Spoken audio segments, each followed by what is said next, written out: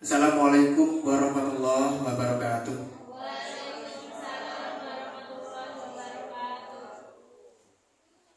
Selamat siang Bapak Ibu, salam sejahtera untuk kita semua. Tabibun. Kepada Bapak Kepala UPTD Negeri Bumi Raharjo yang saya hormati, Bapak Ibu pendidik dan tenaga kependidikan SD Negeri Bumi Raharjo yang saya hormati. Bersyukur kita selalu panjatkan kehadiran Allah Tuhan Yang Maha Esa, karena hingga pada saat ini kita masih diberikan kesempatan untuk melaksanakan aktivitas. Untuk mengawali kegiatan kita pada hari ini, mari kita berdoa sesuai dengan agama dan kepercayaan kita masing-masing. Berdoa mulai.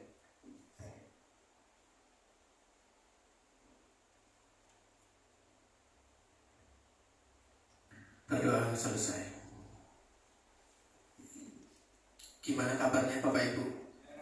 Sehat? Alhamdulillah. Berangkat semua ini ya? Berangkat semua, alhamdulillah berangkat semua. Mudah-mudahan kegiatan kita pada hari ini berjalan lancar, ya, tidak ada halangan suatu apapun, dan yang disampaikan oleh pemateri nanti akan bermanfaat bagi kita semua. Amin. Baik, untuk memulai kegiatan kita biar gak lemes, mohon untuk berdiri dulu Bapak Ibu. Kita melakukan apa ya namanya, senam lah. Kita ikuti gerakan yang ada di video ini ya Bapak Ibu. Ya, siap?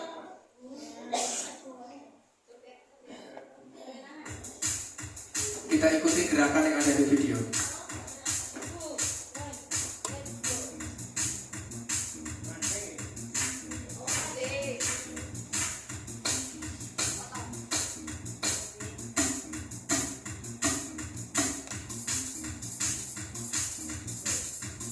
Lanjut.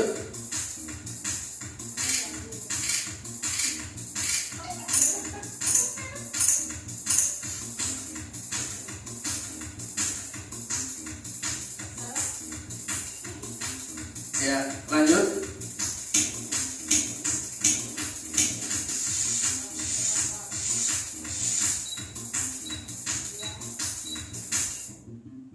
Masih ada Bapak Ibu?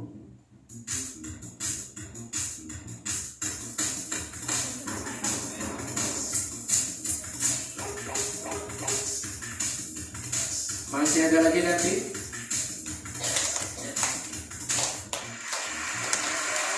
Tepuk tangan. Kita ulang lagi.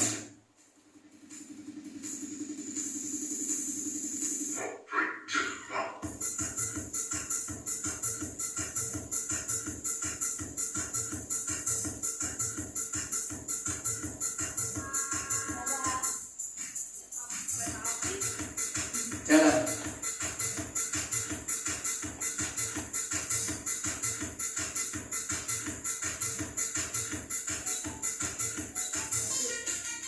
Ya, bentar. Loncat-loncat kecil.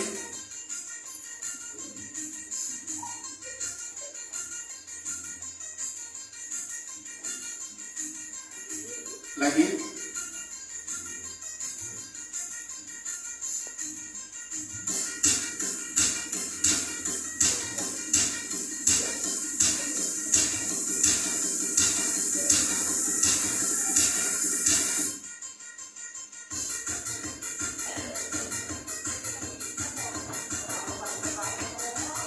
Lompat.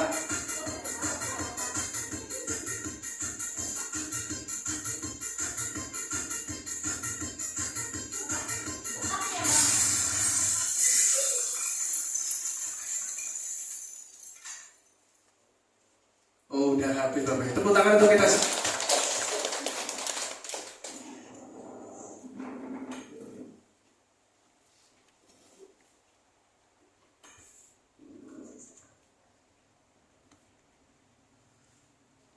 Gimana sekarang? Panas? Berkeringat? lumayan, biar nggak ngantuk ya, biar nggak lemes. Baik, materi yang akan saya sampaikan yaitu tentang coding dan kecerdasan artifisial atau biasa disebut dengan KKA.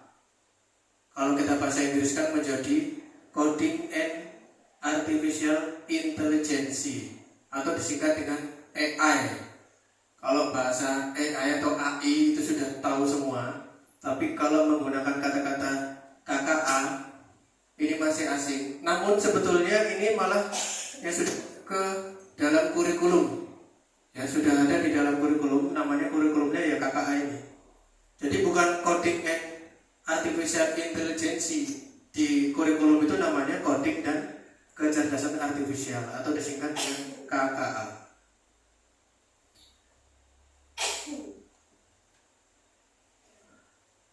Latar belakang yang pertama, Indonesia saat ini sedang memasuki era revolusi industri 4.0 dan masyarakat 5.0.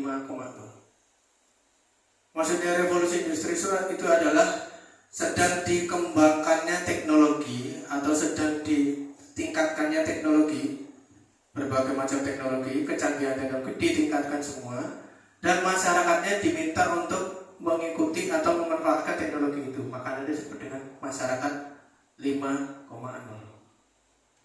Jadi antara revolusi industri 4.0 dan masyarakat 5.0 itu saling berkaitan. Teknologinya semakin maju, masyarakatnya dituntut untuk dapat memanfaatkan teknologi tersebut. Yang kedua, coding dan kecerdasan artifisial adalah pilar transformasi digital yang harus dikenalkan sejak pendidikan dasar. Jadi untuk KKA ini dimulai di SD mulai kelas 5 dan kelas 6.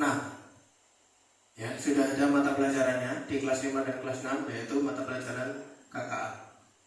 Pendidikan KKA diposisikan untuk menyiapkan generasi yang tidak hanya konsumen teknologi tetapi juga kreator dan inovator. Nah, ini.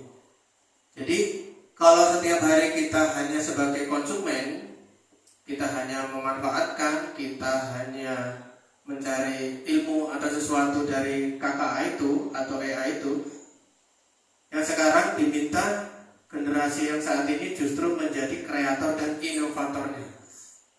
Jadi yang menciptakan, yang mengkreasikan dari berbagai penemuan-penemuan baru, teknologi baru dimanfaatkan semaksimal mungkin.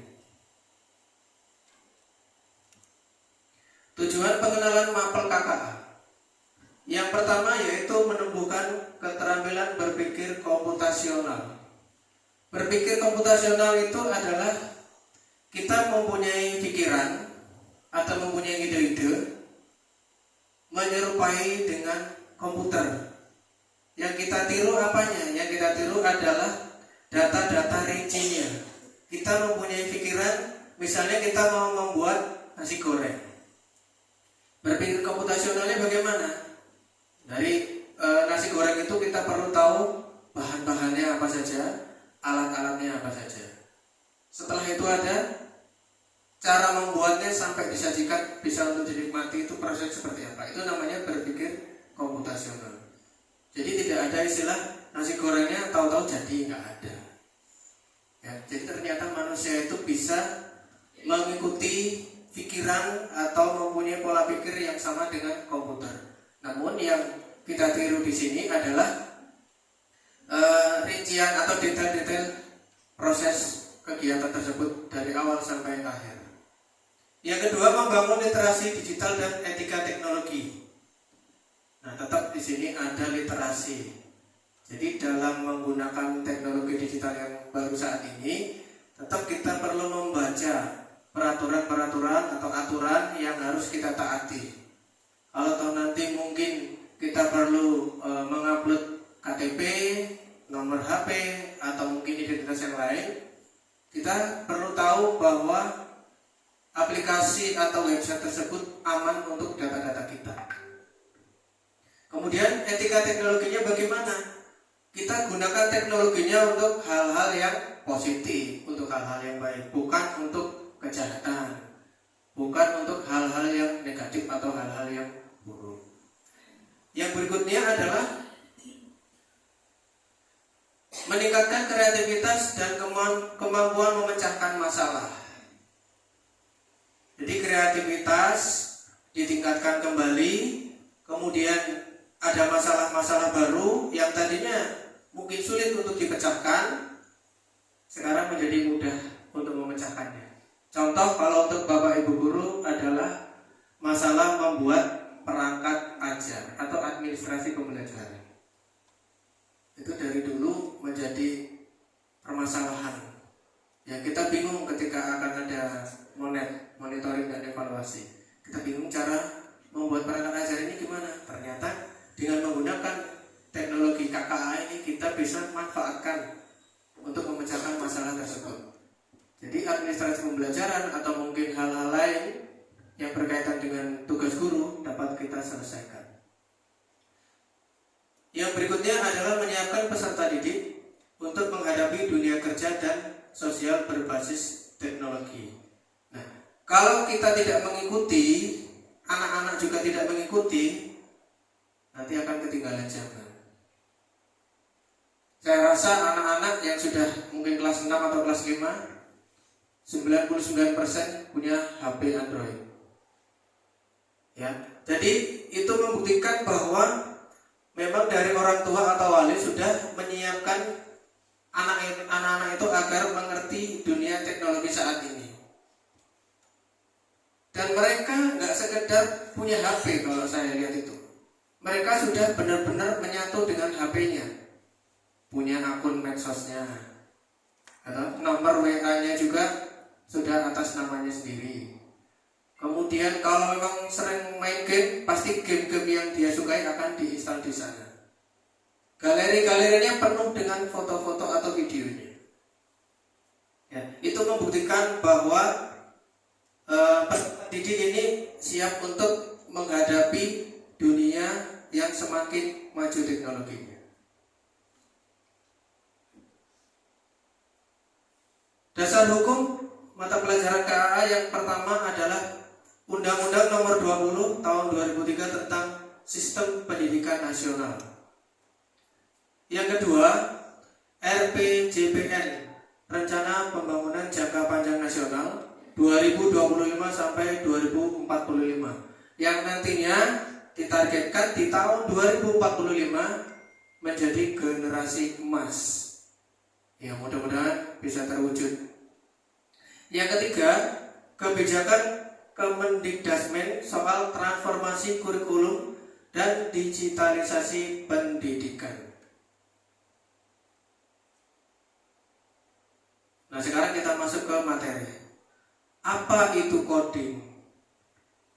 Kalau di pikiran saya awalnya, coding itu rumus-rumus, cara ngetiknya gimana, terus membuat kodenya gimana. Ternyata sangat simpel Bapak Ibu. Coding itu adalah proses menulis instruksi atau perintah dalam bahasa pemrograman untuk memberitahu komputer apa yang harus dilakukan. Nah, sebagai contoh, kalau yang ada di sini ini adalah beberapa aplikasi yang ada di laptop, di Chromebook atau di komputer Bapak Ibu. Kalau aplikasi C++ itu nggak ada, maka ada sesuatu yang tidak berjalan di laptop tersebut. Jadi intinya coding itu perintahnya, tulisannya, atau bahasa kerennya promptnya. Coding itu promptnya, perintahnya. Coba kamu ke sana ambil bendera, bawa ke sini. 10 menit selesai ya? Ya Pak. Itu perintahnya. Nah, KA itu apa? Nanti. Jadi intinya coding itu adalah perintah, bisa juga disebut dengan instruksi, ya, bisa juga berupa tulisan atau pemrograman. Metode pembelajaran coding ada 2 metode. Yang pertama ada metode plug. Plug itu metode menggunakan komputer atau software. Ya, bisa juga menggunakan Chromebook, menggunakan handphone, ya, kemudian ditampilkan di proyektor. Itu termasuk metode pembelajaran menggunakan plug. Sedangkan yang unplug tanpa komputer. Jadi tidak menggunakan peralatan digital sama sekali. Ya. Jadi unplug tanpa ada alat yang berupa digital. Contohnya adalah lewat permainan-permainan atau simulasi-simulasi. Ini sangat cocok kita manfaatkan metode yang kedua kalau untuk anak-anak SD. Contoh seperti itu tadi. Ketika kita memerintahkan seorang anak untuk mengambil bendera, kita beri tahu rutenya terlebih dahulu, nanti dia akan mengikutinya. Atau mungkin permainan yang lain, seperti kemarin kita lomba-lomba. Nah itu kan ada promnya, ada perintahnya. Kamu ke sana ambil bola sebanyak-banyaknya yang satu warna, nanti kumpulkan ke sini. Nah, itu termasuk yang kegiatan unplug. Jadi tidak menggunakan laptop, tidak menggunakan HP atau tidak menggunakan peralatan digital. Manfaat pembelajaran coding. Yang pertama yaitu mengasah logika dan berpikir kritis. Ya, tentu kalau kita sudah memahami apa itu coding dan kecerdasan artifisial, kita akan paham mana yang masuk logika, mana yang tidak. Kemudian kita juga perlu berpikir kritis. Kita perlu koreksi apa yang sudah dilakukan oleh KA atau AI tersebut. Apakah jawabannya betul atau jawabannya salah? Kalau jawabannya salah ya kita tidak bisa ikuti. Kita cari jawaban yang lain.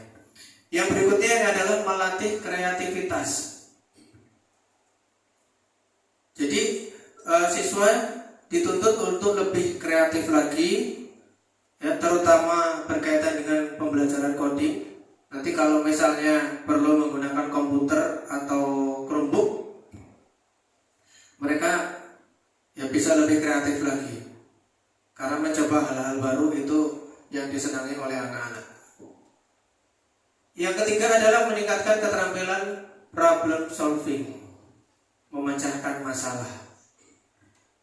Ya, sama seperti ketika Bapak Ibu punya masalah saat membuat perangkat pembelajaran, akan diselesaikan dengan cara menggunakan atau memanfaatkan KA atau AI. Yang berikutnya adalah menyiapkan karir masa depan. Ya, tentu di masa yang akan datang teknologi ini akan semakin maju, akan semakin baik, ya.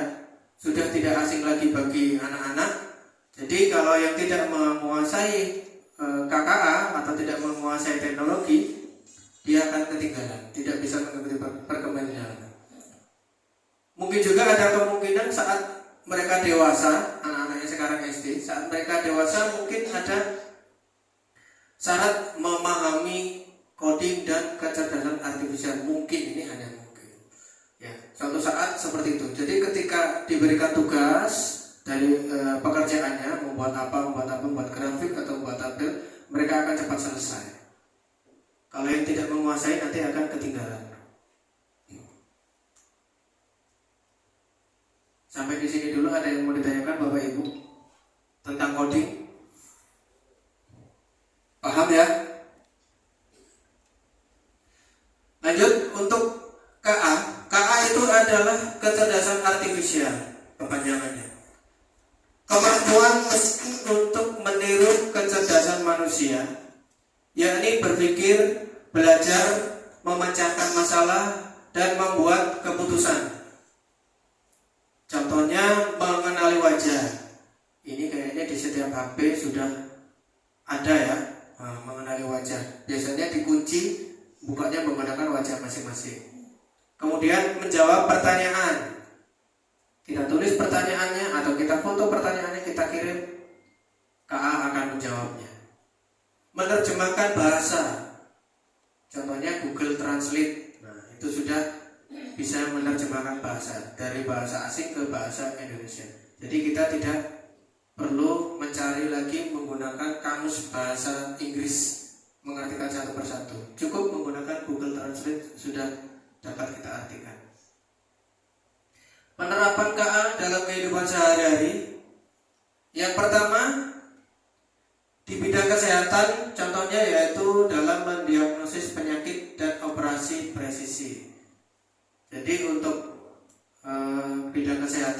Ini sangat penting ya. Alat-alat yang sudah canggih itu membantu dokter atau tenaga kesehatan untuk mendiagnosis penyakit dan mungkin juga membantu dalam proses operasi. Yang kedua dalam bidang pendidikan, ini ada beberapa contoh, yaitu ada Canva, ini sudah tidak asing lagi untuk Bapak Ibu guru. Ada Ruang Guru, ya, aplikasi juga. Quizizz ini berkaitan dengan game-game yang masih berkaitan dengan pelajaran. Jadi kita main game, di situ ada kuis-kuis atau soal-soal yang berkaitan dengan pelajaran. Jadi anak-anak tidak merasa bosan ketika menggunakan aplikasi Quizizz. Jadi seperti main-main, ternyata sedang belajar, mengerjakan soal. Kemudian ada ChatGPT, ada Gemini, ada Google Assistant. Yang berikutnya yaitu dalam bidang transportasi, ada Google Map. Ini sudah banyak yang mengaplikasikan, termasuk saya. Jadi waktu awal pelatihan itu kan dilaksanakan di SMP Negeri 2 Trimurjo. Karena saya belum pernah ke sana dan belum tahu lokasinya, saya coba cari menggunakan Google Map dan alhamdulillah ketemu, nggak nyasar, aman. Yang penting di sana kita perlu tahu dulu jalannya. Kita perbesar, kita lihat, oh ini perempatan pertigaan masjid itu Tempuran, masuk ke sebelah kiri, terus nyebrang ledeng itu terus masuk. Lihat jalan-jalannya. Jadi intinya sebelum kita mengikuti Google Map, saran saya, Bapak Ibu buka dulu semua dari lokasi kita, mau ke tujuan kita buka dulu semua, kita pelajari jalan-jalannya. Jangan sampai nanti dari awal kita nggak buka, cuma ngikuti belok kanan, belok kiri, lurus. Setelah mentok, ternyata jalan buntu. Nah, itu kesalahan awalnya karena nggak dibuka dulu. Kalau saya kemarin ya saya buka dulu, saya teliti dulu, saya amati, oh ternyata betul jalan. Kemudian ada mobil tanpa sopir atau Tesla. Ini di Indonesia kayaknya belum ada yang mobil tanpa sopir. Di luar negeri, saya ingat saya di negara Jepang. Yang keempat ada bidang hiburan. Kalau ini saya nggak perlu banyak komentar, ini punya semua. TikTok apalagi, ini teman-teman kita senang semua TikTokan, kecuali saya. YouTube, kalau YouTube semuanya pasti buka lah. Di YouTube itu bisa kita menonton video, bisa nonton film, bisa mendengarkan musik. Instagram, ya mungkin semua juga punya. Netflix, ya ini tentang aplikasi untuk menonton film-film atau mungkin video-video baru yang lagi tren saat ini. Hubungan coding dan kecerdasan artifisial. Yang pertama, KA dibuat menggunakan coding. Nah itu tadi. Kalau codingnya nggak ada, KA nggak mungkin bisa berjalan. Yang kedua, programmer menulis kode untuk melatih dan menjalankan KA. Yang ketiga, tanpa coding, KA tidak berfungsi. Nah itu berkaitan antara 1, 2, dan 3. Jadi ketika kita sudah punya perintah, sudah punya tulisan yang mau kita tulis ke aplikasi, salah satu aplikasi KA itu tadi, misalnya ke ChatGPT, ya, kita sudah punya tulisan atau prompt atau perintah, silakan kita ketik di sana atau mungkin kita copy, kemudian di enter, kita perintah, maka aplikasi KA tersebut akan melaksanakan apa yang kita perintahkan. Tantangan dan risiko KA. Yang pertama yaitu pengangguran teknologi. Ini bisa terjadi jika anak-anak atau kita tidak mengikuti perkembangan teknologi. Ya, artinya kita hanya berhenti sampai di sini, nggak coba-coba buka aplikasi KA itu tadi, ya. Kita nggak tahu cara cepat untuk misalkan jawab soal yang udah selesai, kita belum selesai, waktunya habis. Dalam 2 hari harus selesai satu modul atau RPP. Yang lain selesai, kita belum. Karena kita nggak mau ikut kemajuan zaman. Nanti imbasnya setelah anak-anak yang sekarang kelas 6 atau kelas 5 dewasa bisa menjadi pengangguran karena ketinggalan, yaitu tadi teknologi, nggak menguasai teknologi. Yang kedua, keamanan data dan privasi. Nah, di awal sudah saya jelaskan bahwa data-data pribadi yang kita berikan atau yang kita isikan, bahkan terkadang kita ngupload KTP atau identitas lain, kita perlu tahu aplikasi atau situs tersebut aman atau tidak. Kalau situs itu tidak aman, ya berbahaya. Nggak hanya satu aplikasi yang kita punya bisa dihack, semua aplikasi di HP kita bisa dihack oleh orang-orang yang tidak bertanggung jawab. Sudah banyak kasus seperti itu. Jadi dengan berpura-pura mengirimkan undangan, mengirimkan link undian berhadiah, ada bank-bank tertentu, ketika diklik ternyata langsung HP-nya mati atau mungkin ngereset sendiri. Nah itulah, jadi keamanan data dan privasi perlu kita jaga sebaik-baiknya. Yang ketiga adalah bias dan diskriminasi algoritma. Jadi aplikasinya menjadi tidak adil atau berat sebelah. Kenapa bisa seperti itu? Ya karena itu tadi, bisa jadi perintah yang saya berikan dengan perintah yang orang lain berikan hasilnya berbeda. Ya, saya membuktikan kemarin ada beberapa angka yang saya masukkan di salah satu aplikasi itu. Saya tanyakan di situ hasil dari penjumlahan angkanya, ternyata salah. Ya, hasilnya ketika dihitung ulang menggunakan kalkulator, yang benar kalkulatornya. Nah, jadi seperti itulah. Terkadang AI atau KA yang kita gunakan itu ada kesalahan. Jadi kita perlu mengoreksi kembali. Yang keempat adalah ketergantungan teknologi, kecanduan, TikTokan terus, Instagraman terus, buka YouTube terus. Ya, pokoknya sudah ketergantungan. Dimanapun, kapanpun, ada kuota maupun tidak ada kuota. Kalau tidak ada kuota bagaimana? Ya tethering temennya lah pasti. Tethering dong, mau ngupload dulu di Instagram. Nggak ada kuota, password wifi-nya apa? Nah itu, berarti dia sudah ketergantungan teknologi. Ya, kecanduan. Kita bisa selalu manfaatkan, hanya kita jangan sampai ketergantungan.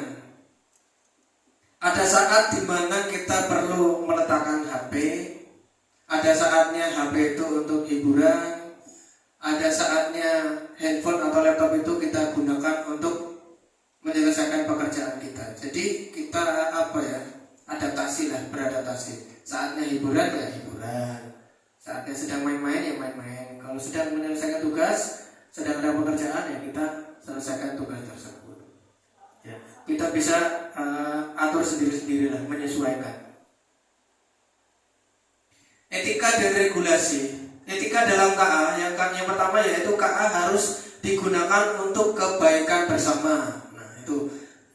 Yang kedua, perlindungan terhadap hak asasi manusia. Jangan sampai kita melakukan sesuatu atau memberikan perintah, ya, kemudian hasilnya kita bagikan, ternyata itu adalah hoax atau berita bohong. Ya. Jadi kebaikan-kebaikan itu justru malah menjadi keburukan atau kejahatan. Regulasi yang diperlukan, yang pertama transparansi sistem KA, yang kedua akuntabilitas atas dampak KA, yang ketiga keterlibatan pemerintah dan lembaga nasional. Jadi intinya penggunaan KA ini mungkin perlu ada batasan-batasan, mana yang boleh diupload, mana yang boleh ditanyakan atau dicari. Jadi ketika ada sesuatu yang tidak pas atau tidak pantas, tidak akan diselesaikan atau dibuat oleh KA itu. Harusnya seperti itu. Jadi di sini pemerintah juga mempunyai peran. Sebagai contoh kemarin waktu pembuatan video. Pembuatan video itu diupload di YouTube.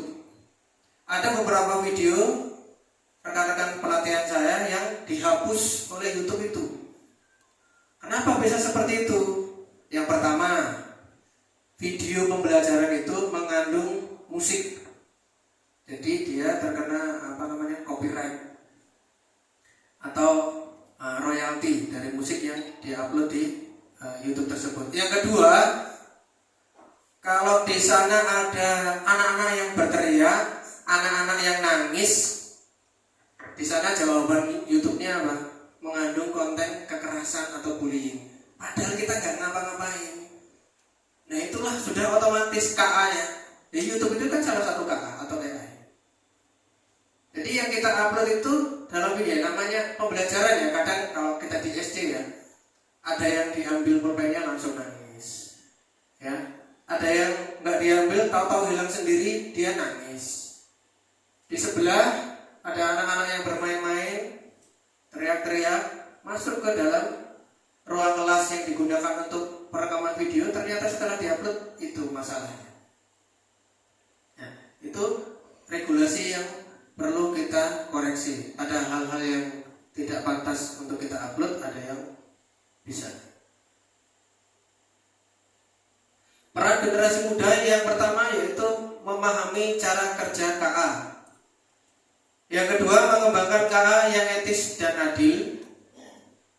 Yang ketiga, memanfaatkan KA secara positif. Sudah jelas. Yang keempat adalah pendorong transformasi digital.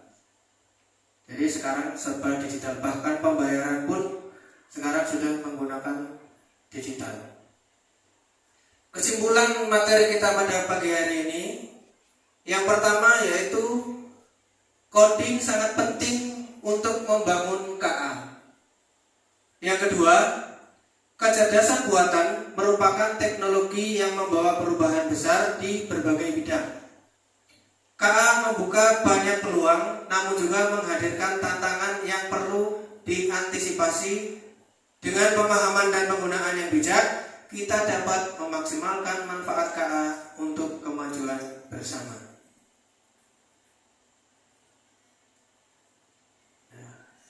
Itu materi tentang coding dan kecerdasan artifisial yang saya sampaikan pada hari ini.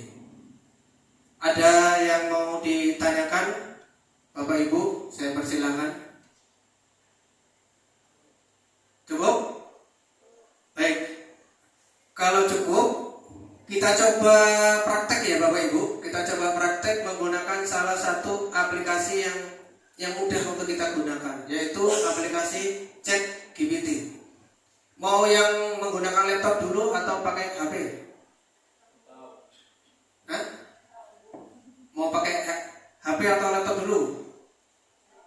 Oh, langsung ke laptop. Baik. Langkah pertama gimana? Oh, HP dulu. Oke. Pak Nanang tolong di-share link GPT yang ada ke grup ya.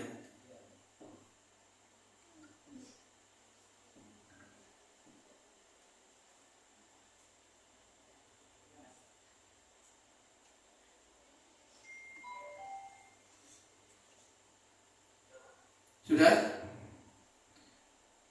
Kalau sudah, silakan Bapak Ibu klik kirim pesan.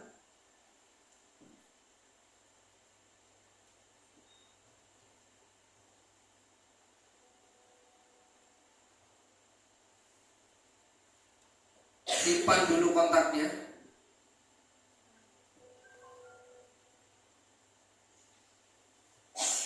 Simpan kontak ChatGPT.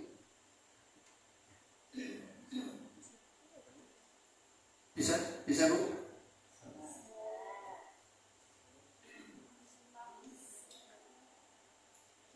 Udah disimpan? Sudah ya? Sekarang Bapak Ibu bisa tanya ke ChatGPT apa yang ingin Bapak Ibu tanyakan. Boleh apapun. Ini saya contohkan kemarin. buatkan CP dan TP mata pelajaran coding dan kecerdasan artifisial. Langsung dijawab. Jadi ini ChatGPT ini chattingan dengan Bapak Ibu melalui WA, nggak perlu buka-buka lagi Google, langsung otomatis di situ. Kemudian supaya nanti dia ada di paling atas, di pin seperti ini. Nah ini caranya, gimana ya?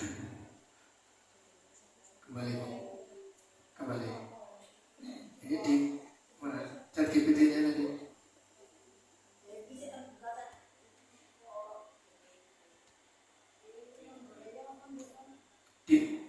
Chattingannya di pin supaya nanti muncul di paling atas.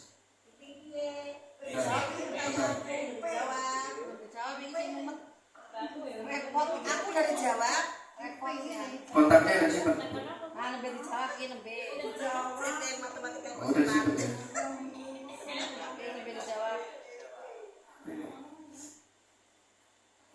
Nggak mau ini minta pembaruan berarti Bu.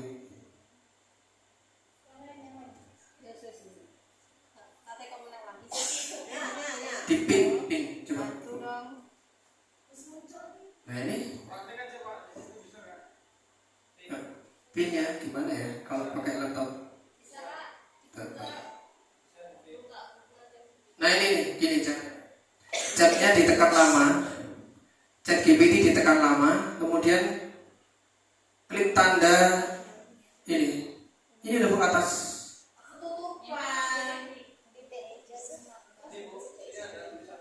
Nah itu kalau pakai laptop beda Mas. Ya diklik. Nah ini kan udah saya pin. Ya udah.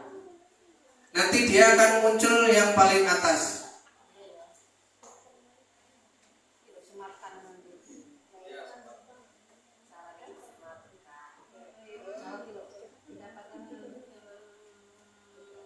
Di sana Bapak Ibu bisa bertanya tentang apapun, bahkan soal yang ada di buku bisa langsung dijawab. Kemarin saya pernah tanya nih, mana nih?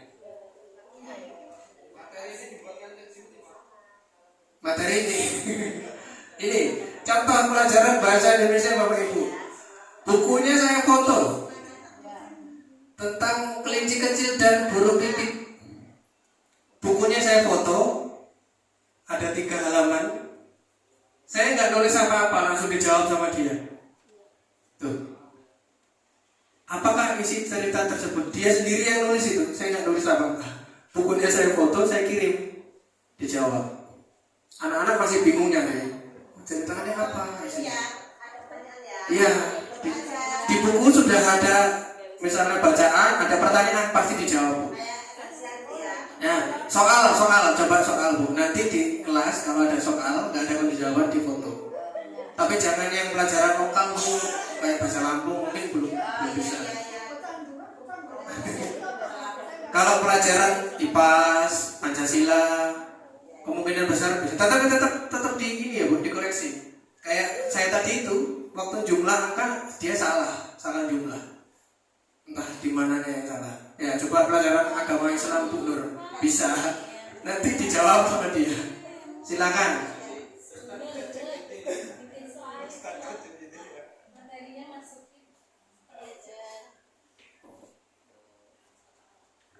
Ya silakan dicoba. Yang kesulitan nanti bisa saya bantu.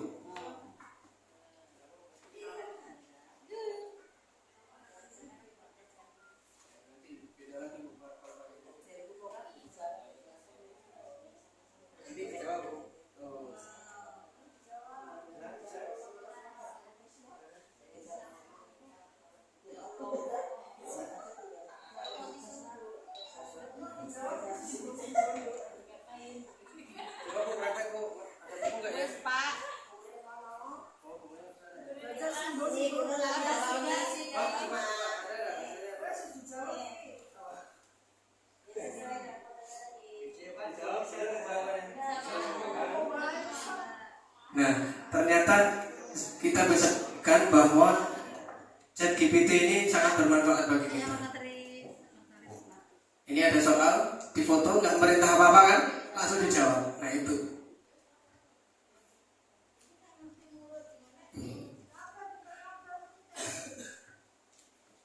Ada yang masih kesulitan nyimpen ChatGPT? Bisa nggak Pak? Bisa. Nah, jadi itu diletakkan paling atas, disematkan atau di pin, muncul paling atas. Kita mau nyari sesuatu, ketik aja di sana. Foto langsung ketemu. Ya. Nah kalau pakai itu buka Google dulu. Kalau ini kan kita yang simple menggunakan HP ya, menggunakan WA. Kalau yang pakai WA, saya pernah coba, misalnya buat modul atau RPP nggak bisa dia. Terus membuat PPT atau PowerPoint atau presentasi lain nggak bisa dia. Kalau jawab dari foto bisa. Kalau kita tulis diketik di situ langsung dijawab bisa. Bisa. Iya. Itu kita anggap ChatGPT itu asisten kita. Kita mau perlu apa, kita tanya, dijawab. Kita bingung tentang apa, jawab. Ya. Pesan suara, dicoba. Yuk kita coba. Saya belum pernah coba masalahnya. Coba. Gak apa-apa. Coba. Buatkan TP misalnya ya. Buatkan TP pelajaran agama Islam kelas 1 gitu. Ya sampai yang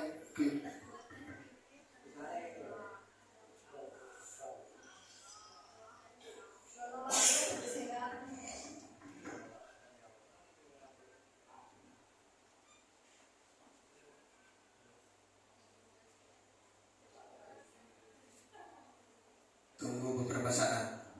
Kalau meta cepat jawabnya. Cuma terkadang materi yang dia berikan atau jawaban yang dia berikan agak jauh. Kalau ini lebih spesifik. Itu dijawab. Nah, TP ini apa?